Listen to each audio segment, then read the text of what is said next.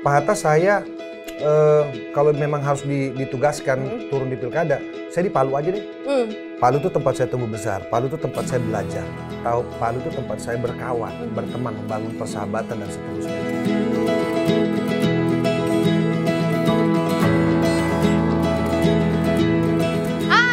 Lagi dengan saya Anastasia Pradita dalam program One Day With. Lama namanya tak muncul di dunia musik, tokoh yang satu ini justru mengabdikan dirinya di tanah kelahiran. Namun bukan berarti namanya tenggelam, ia dikabarkan akan kembali lagi ke band yang dinaunginya. Lantas debut seperti apa yang akan ditampilkan oleh vokalis kenamaan Indonesia ini? Simak kisahnya dalam One Day With Sigit Purnomo alias Pasha Ungu.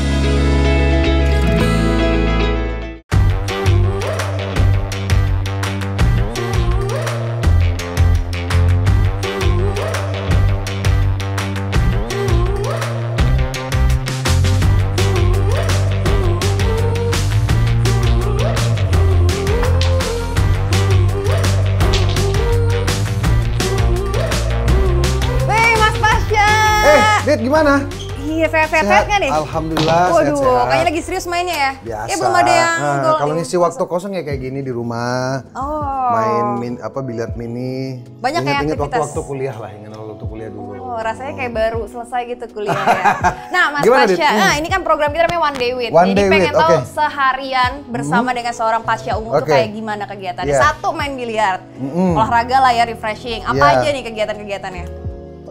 Ya sebagai anak band hari ini juga sudah kembali aktif ya.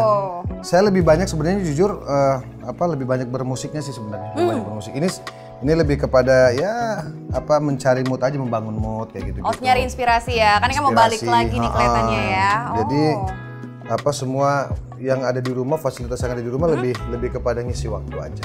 Tapi kalau pikiran semua yang terbangun di kepala itu ya lebih kepada karya-karya musik sih sebenarnya. Nah, pas banget. Kita mau ngobrol nostalgia tentang kesehariannya seorang Pasha Ungu. Oke. Sambil duduk-duduk kali ya? Boleh. Iya. Soalnya nggak bisa nemenin main biliar, susah juga.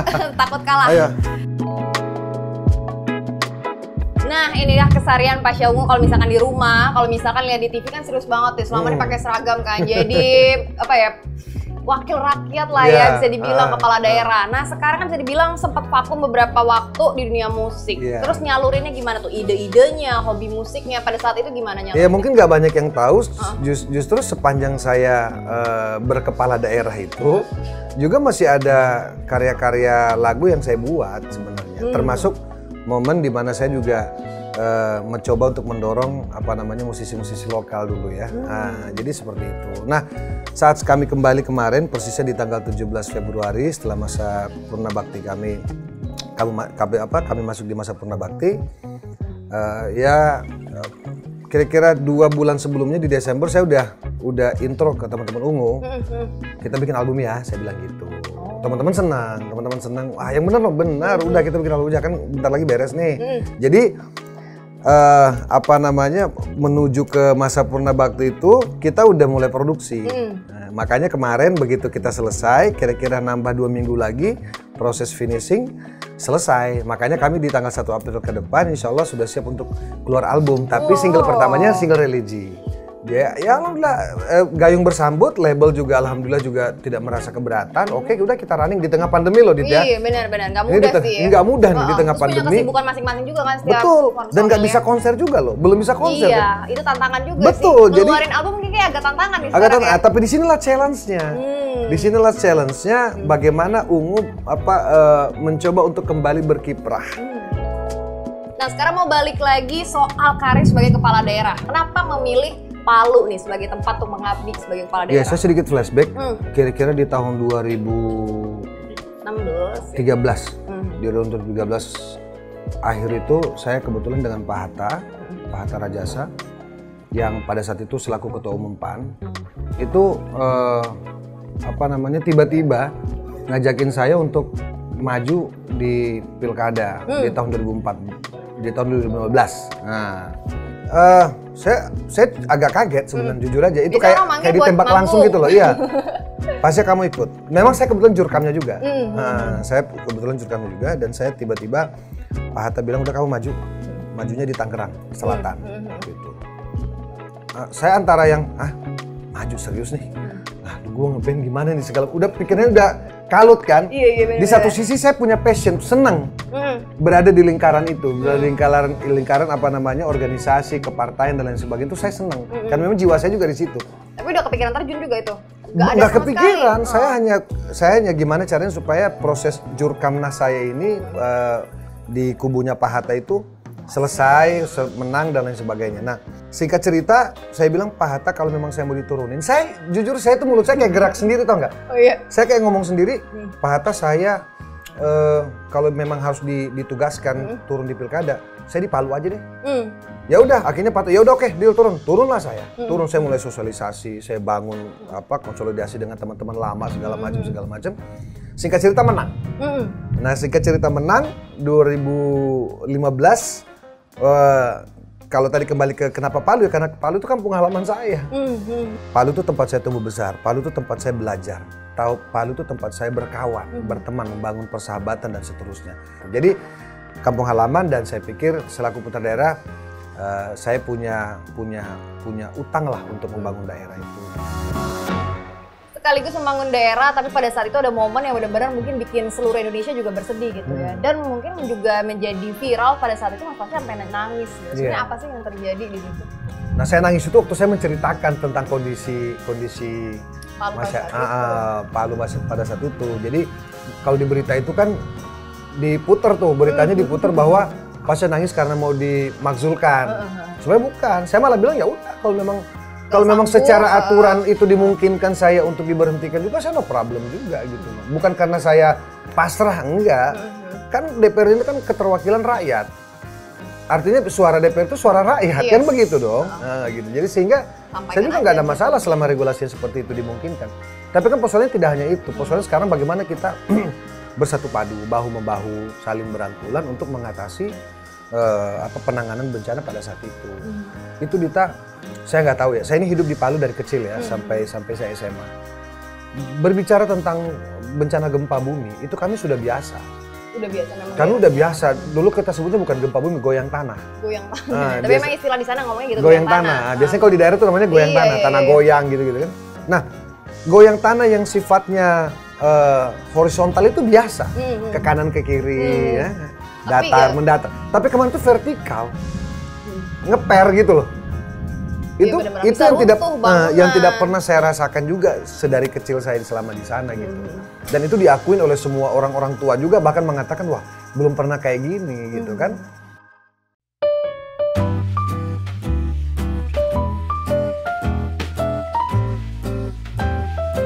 Ruang keluarga. Ini ruang keluarga, terus. Nah ini ada wajah ketika muda. Ketika ini tahun berapa ya? Lupa, 10 tahun lalu, 15 tahun lalu kali. Oke, ini ruang depannya, udah ada poster di situ, poster film. Tahun berapa itu masih ingat? 2011 kalau nggak salah. 2011, itu salah satu karyanya jadi sinetron, sekarang main film juga gitu ya. Terus kan sempet LDR lah ya istilahnya sama anak-anak gitu kan, dari Palu sama Jakarta lah istilahnya gitu. Itu gimana tuh menjalin komunikasinya gitu kan sama anak-anak, paling masih kecil gitu kan? Ya sekarang kan sudah ada video call, udah ada telepon, udah mudah lah. Dan anak-anak juga sepertinya sudah paham ya. Sepertinya sudah paham kalau Dedi di Palu gitu. Oh iya lagi di Palu, Dedi kapan pulang? Nanti ya gitu. Kayak gitu-gitu sih.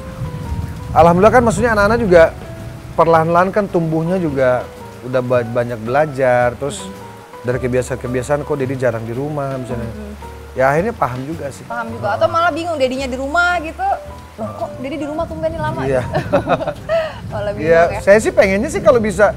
Kalau uang bisa datang sendiri sih saya nggak perlu keluar rumah juga nggak apa-apa sih, pengennya sih di rumah gitu aja. Ya. Sekarang kayak udah bisa dikerja dari rumah ya, bisa bikin podcast atau mungkin segala macam gitu aktivitas. Tetap nggak di rumah juga, itu kan di studio juga. Oh iya. Kalau aku kan aku punya studio podcast sendiri.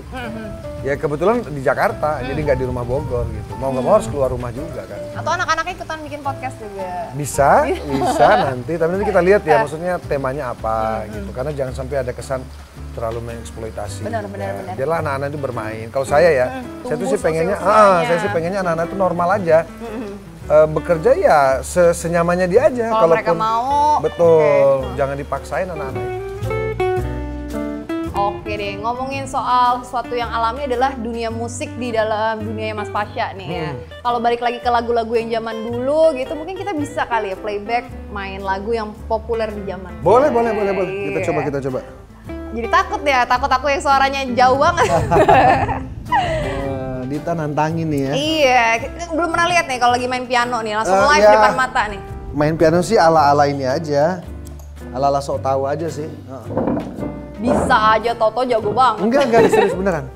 Loh, lupa dimatiin.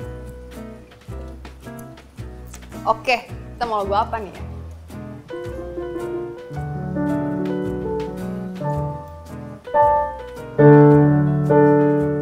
Aku yang tak pernah bisa lupakan dirinya, yang kini hadir di antara kita.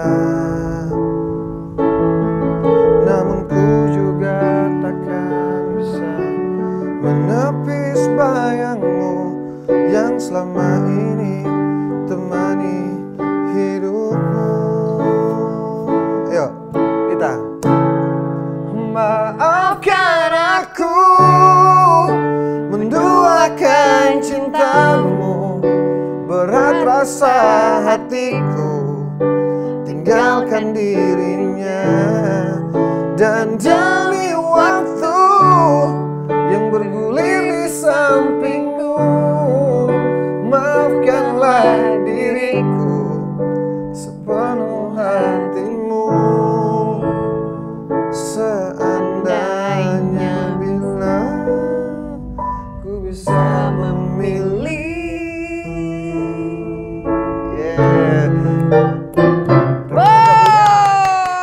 Oke, nah mungkin ini motivasi juga untuk sahabat secepat yang ada di rumah.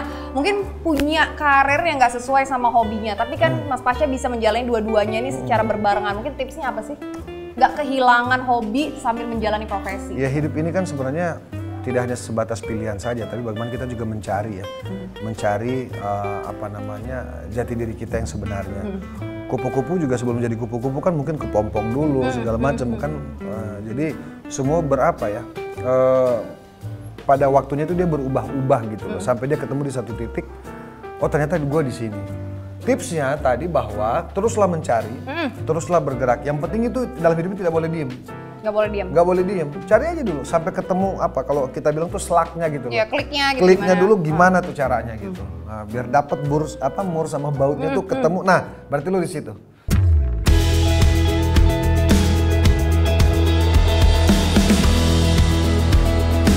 Oke, wise sekali dari Pasha Ungu gitu ya. Atau mungkin mau mencoba hal lain lagi selama lagi mencari baut dan juga mur yang klik, atau udah cukup deh sampai sejauh ini? Ini juga sudah cukup menyembuhkan ya. Saya nggak kebayang sih kalau ada satu bidang lagi saya gelutin misalnya. Tapi kalau hobi saya banyak. Saya suka hobi, saya main golf hobinya. Terus saya suka motor gede, saya suka otomotif, mobil.